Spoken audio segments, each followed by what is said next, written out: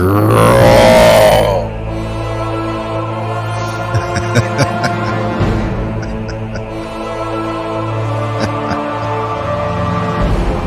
Did you know that monsters make the best servitors?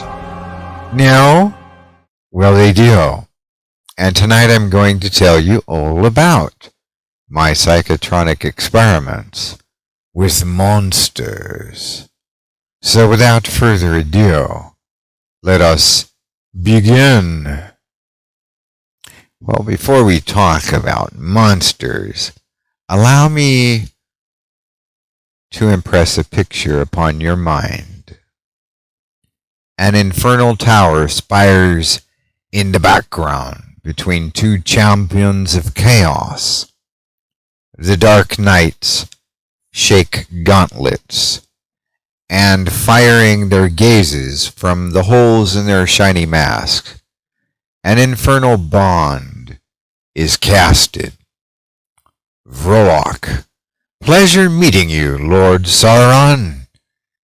Sauron, likewise.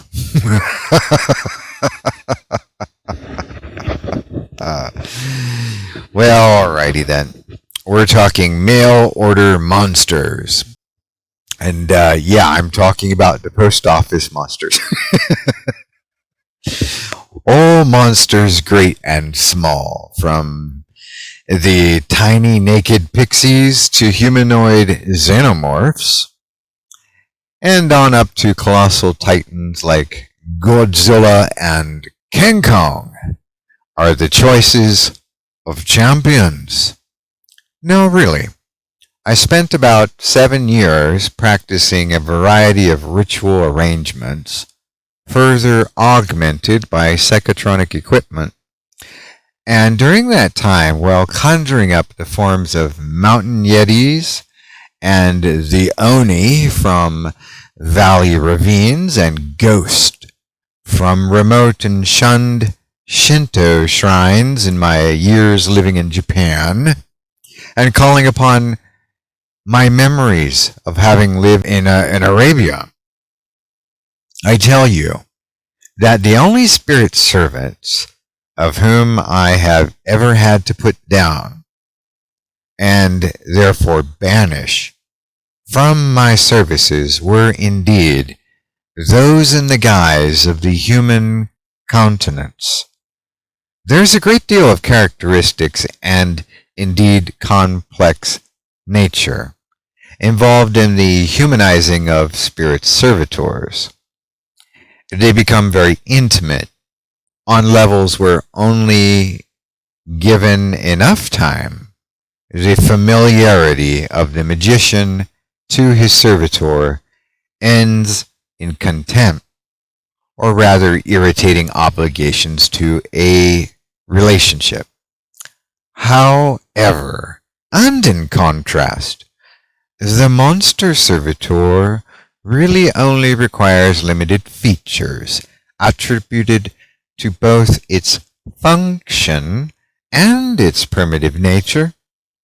At its core is the element most present in its essence. Then there is the form with which the creature has developed to fulfill a purpose.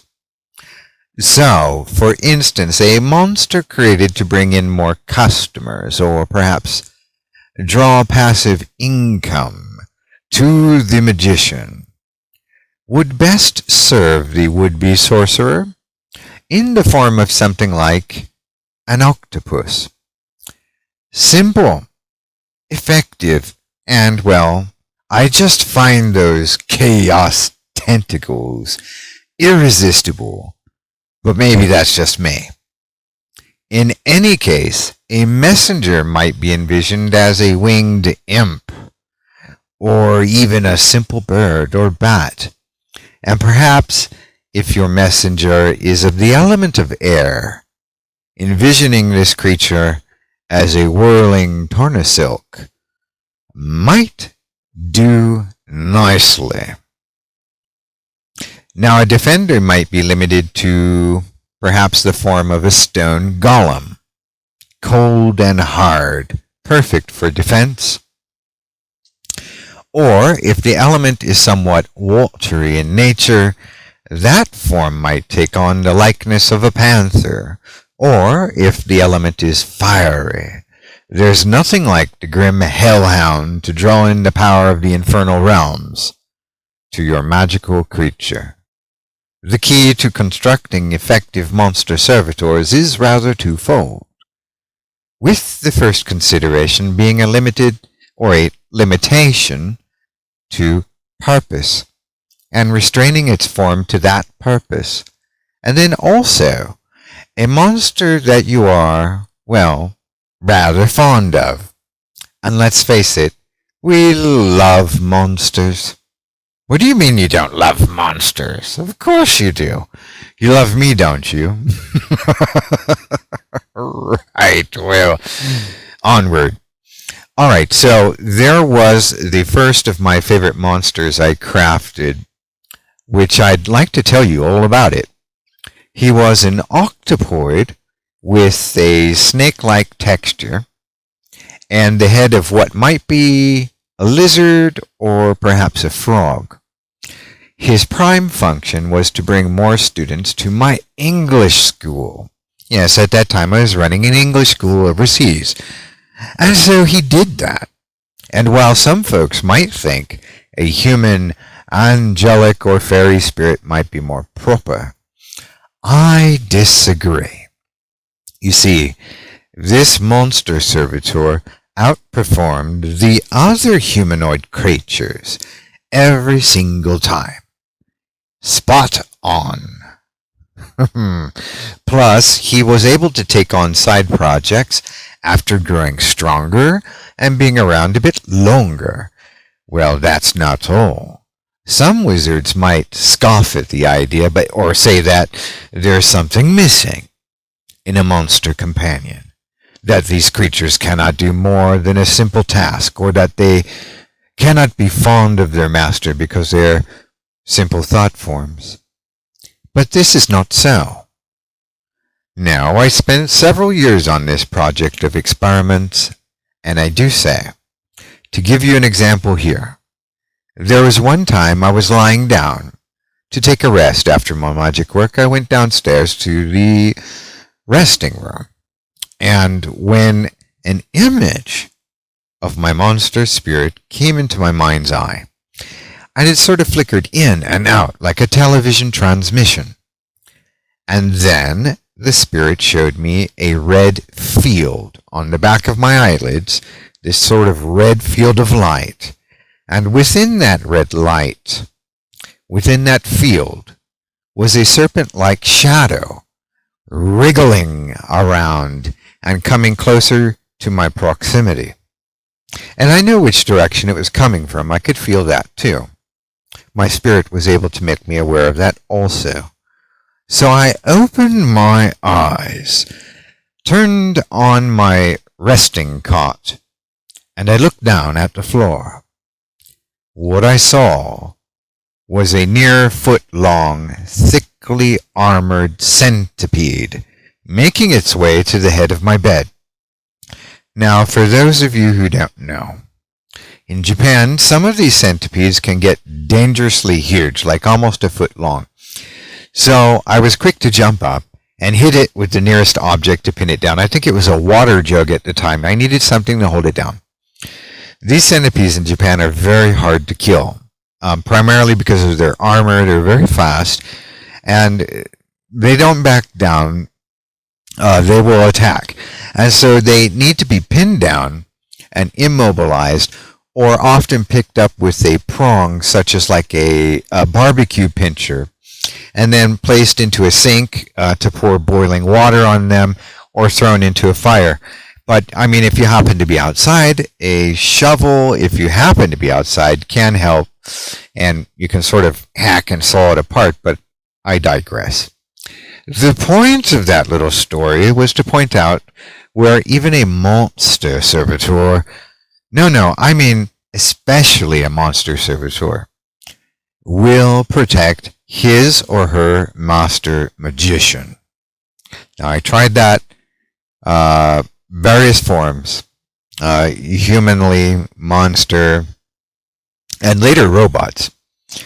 But for those 7 years, humanoids and monster-type creatures for 7 years.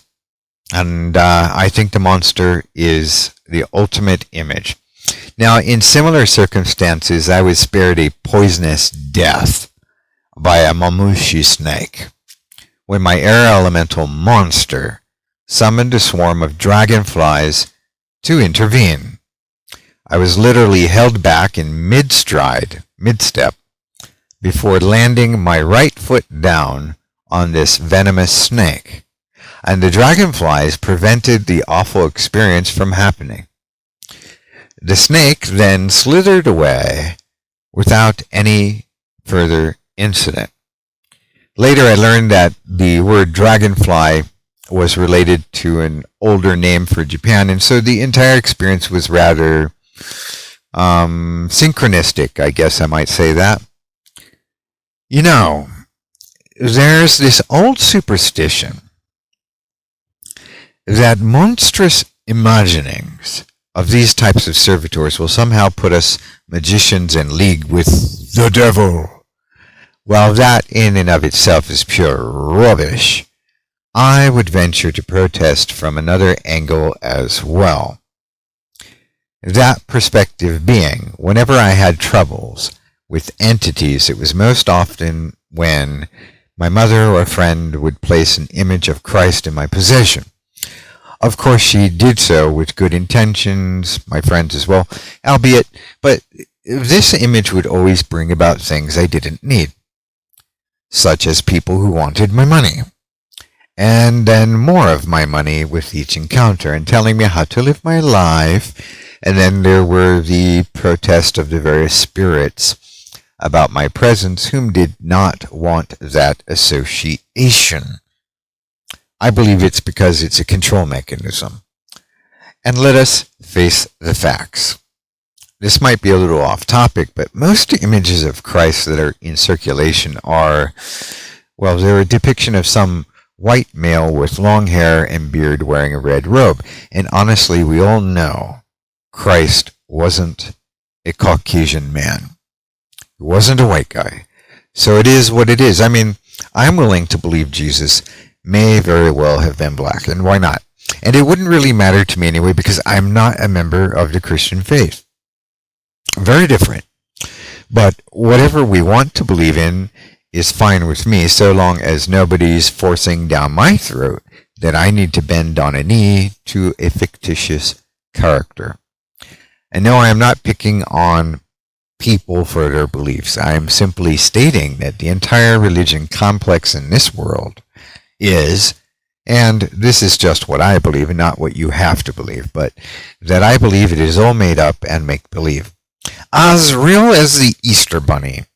And sure, it's fair enough to point out that with Psionics, the Easter Bunny can indeed be made real or made to exist and cause influence in the world. Hell, we've covered the power of imagination applied to psionics many times over on my podcast, so anyway, that's just my opinion, and I'm not telling you what to believe, but don't try to change my mind in kind. So monsters are wonderful, yes? Well, it gets even better with psionic constructs and tunable anthropomorphic instruments. I'm actually getting ready to ship out the book, Psionic Robot, this week. Thank you, people, for ordering that book. And so if you want to know about tuning powerful robot radionics, you'll need to buy this book, Psionic Robot, An Artificer's Guide to Anthropomorphic Constructs, and I'll ship it out to you this week if you order soon. So what is a psionic robot? Well, it's kind of like a mail-order monster. Sorry, I love that title of this old video game on the Commodore 64 computer back from the 1980s. Those of you my age or older, you're probably familiar with at least some of the old titles, or well, maybe you're not. But anyway, it was a game about selecting certain kinds of monsters and then adding various attributes to these creatures, and then further augmenting or upgrading them with a limited supply of funds in the game. And then the monster would be mailed out to the operator, of course, in the game, not in real life. If only, right? And the monsters would spar in an arena, or a battlefield setting, and so on and so forth. So psionic robots are kind of like those mail order monsters, only that these psionic robots are partially imaginary creatures, but mostly physical body, or physical material, I should say, with certain magic components for storing energy, and then a control panel that's set into place of the body of the robot's Hulk. Thus, these are really very powerful tunable psionic servitors, which can perform more dynamic and complex operations than a standard elemental, while at the same time, here's a good part, remaining simple enough in their nature so as not to turn against the sorcerer. And that latter part there is really the important area in magic. We don't want to call up anything that we can't put down. As the old saying goes, of course, of course. So if you are interested in psionic robots, which why wouldn't you be, and you love monsters, shame on you if you don't, give the book Psionic Robot a good reading through, and then scan the templates that are in the book, and print out your control panel settings and calibrations to begin building your robots at home. It's that easy.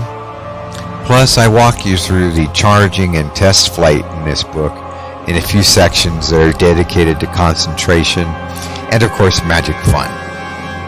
So, if you love monsters and you love psionics, there's some really, that's one of the best books right there, Psionic Robot. If you're looking for an audiobook, there's fantastic facilitators, dynamic defenders, and magical messengers. All of these have to do with monster servitors and wonderful, wonderful psionic breakthroughs. So, I'll leave you with your thoughts this evening.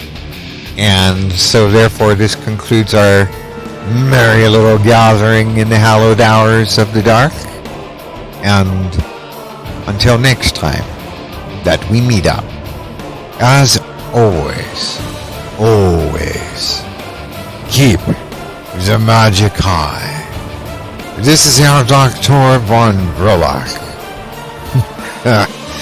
signing out.